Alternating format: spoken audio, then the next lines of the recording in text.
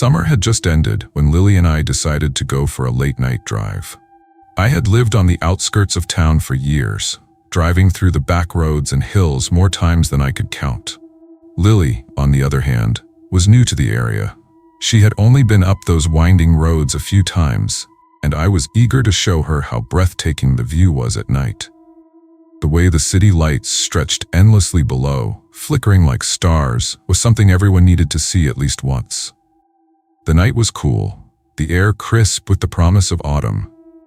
My old '02 Honda was reliable, had made this trip plenty of times before. We climbed higher, leaving the last traces of town behind as the road turned from asphalt to gravel. Just ahead was a small dirt lot used for parking trucks and trailers. It was empty, just as expected at this hour. Most people avoided these roads at night, but that was part of the thrill. Lily and I had always loved spooky stories, sharing eerie videos and late-night horror discussions. Maybe that was why we noticed the strangeness so quickly. About a mile past the dirt lot, a light shone from deep within the fields. It was a dull, amber glow, barely cutting through the darkness. At first, I thought it was just another piece of farm equipment, maybe an irrigation system with a timer, but something didn't sit right. That light hadn't been there before. I had driven this road too many times. I knew where the fields were, where the locked gates stood, where the signs hung with bullet holes in them as warnings. Nobody farmed this stretch of land. It was just open space, fenced off, untouched. So why was there a light now? A chill crawled up my spine. I didn't want to make a big deal out of it, not yet. But the longer I stared, the more uneasy I felt. It was positioned too far from the road, at the very edge of the property line, where I knew there was nothing but dry grass and rocks. Lily must have noticed my fingers tapping on the wheel. She asked if something was wrong. I tried to brush it off, but my gut told me otherwise. The stories I'd listened to, the movies we'd watched, they all taught me one thing. When something feels wrong, trust your instincts. I slowed the car, eyes fixed on the light. That's when I noticed something worse. The glow flickered. Not like a bulb struggling to stay lit. It blinked, disappearing for a second before returning, as if something had moved in front of it. Lily saw it too. The mood in the car shifted. I muttered an apology, telling her we should turn around. She didn't argue. I pulled a sharp U-turn, the gravel crunching beneath my tires. The moment we faced the way we came, my stomach dropped. The dirt lot was no longer empty. A dark truck, maybe an older model, sat there now, headlights off. Beside it, a group of men stood, their silhouettes just barely visible under the dim glow of the moon. One of them was moving fast, hopping onto an ATV and rolling it off a trailer like he was in a hurry. Another walked around the back of the truck, his head tilting just slightly toward us. I hit the gas. Lily grabbed the handle above her seat as the car lurched forward. My pulse hammered as we sped toward the main road, the back tires skidding slightly over the loose gravel. As we passed the truck, I saw movement in my mirror. One of them stepped onto the road behind us. I didn't slow down. The paved road came into view, and I pushed the car harder. I glanced at the mirror again, expecting to see nothing but darkness behind us. But there was something else. Far back, where that strange amber light had been, a second glow appeared. A figure stood there, barely visible, its shape distorted in the haze of distance. It wasn't moving, it wasn't following, it was just watching. I didn't mention it to Lily. We were already on edge, our nerves stretched thin. Instead, I focused on getting us to civilization.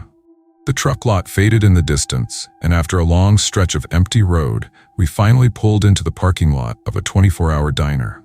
We sat there, catching our breath, staring at the neon signs reflected in the windshield. Neither of us spoke at first. Then, finally, Lily broke the silence. "They weren't there before," she whispered. I nodded, gripping the wheel. No, they weren't. We tried to rationalize it. Maybe the men were hunters, maybe they had business in the area, maybe they had friends camping out there. But we both knew the truth. No one camped in those hills. No one worked that land. And that light had never been there before. I haven't driven that road since.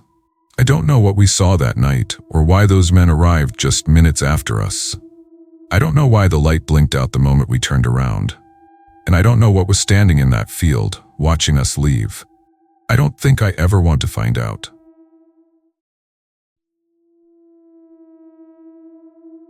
I had been driving for 2 days straight, covering nearly 1,000 miles, and I was exhausted. My little car, an old but reliable '98 Honda Civic, was packed with everything I owned. I was moving across the country for school, driving from the west coast to the east. It was supposed to be an adventure. At least that's what I told myself when I first set out. But after 2 days of gas station food, sleeping in my car, and the constant paranoia of breaking down in the middle of nowhere, it was starting to feel less like an adventure and more like a terrible mistake. By the time I hit Kansas, the sun was setting. I had planned to make it to a rest stop, but my energy was gone. The road signs blurred, my eyes heavy from exhaustion. I needed a place to crash for a few hours. That's when I saw it, a tiny church just off the highway with a sign out front, "Hot meal and shelter for travelers." It felt like a gift from the universe. I pulled in and was greeted warmly by a few people setting up inside. They invited me to stay for dinner, and I accepted without hesitation. The meal was simple but delicious. The people seemed genuinely kind, though they asked a lot of questions: where I was from, where I was going, if I had family nearby. It felt like they were trying to place me, to determine if I belonged. I brushed it off, thinking they were just being friendly. As the evening wound down, the pastor, a quiet man with tired eyes, offered me a cot in the basement. I wasn't about to turn down a real bed, even if it was just a cot in a church. The basement was set up like a makeshift shelter, a few cots lined against the walls. It was quiet, a little too quiet. The air was thick, carrying the faint smell of damp wood and something else, something stale. But I was too exhausted to care. I laid down, pulling a scratchy blanket over me. The church above creaked with the last footsteps of people heading out for the night. Then silence. I closed my eyes, but sleep wouldn't come. I felt watched. I tried to shake the feeling, chalking it up to exhaustion. Then I heard it. Footsteps. Soft, slow, pacing. At first, I thought it might be the pastor checking on things, but they didn't stop. They circled the basement, moving between the cots, pausing now and then. My breath caught in my throat. Was someone else down here? I forced myself to stay still, barely breathing. Then the footsteps stopped, right next to my cot. Something brushed against the blanket, a whisper of fabric moving. My heart pounded.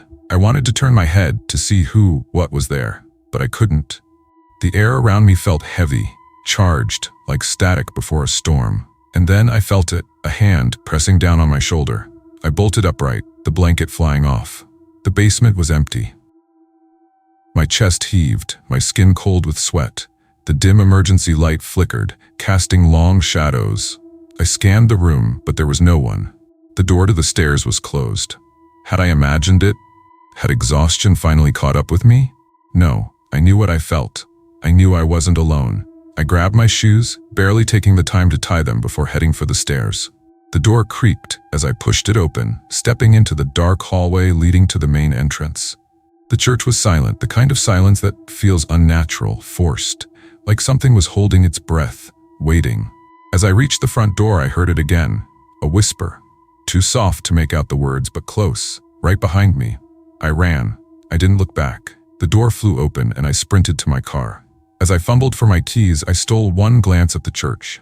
A figure stood in the window, just beyond the glass, watching.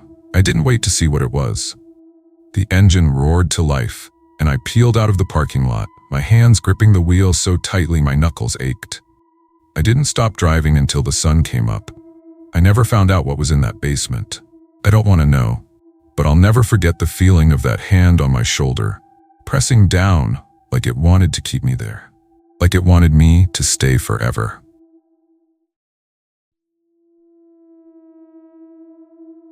It was a cold night, and I had just finished a long shift at the hospital. The city wasn't big, but it was quiet at this hour. I was exhausted, barely keeping my eyes open as I made my way home. The roads were empty, and the streetlights buzzed faintly, flickering in some places. I just wanted to get home, take a hot shower, and crawl into bed. I was about 2 blocks away from my apartment when I saw him. A man, lying face down in the middle of the road. He wasn't moving. Instinct kicked in.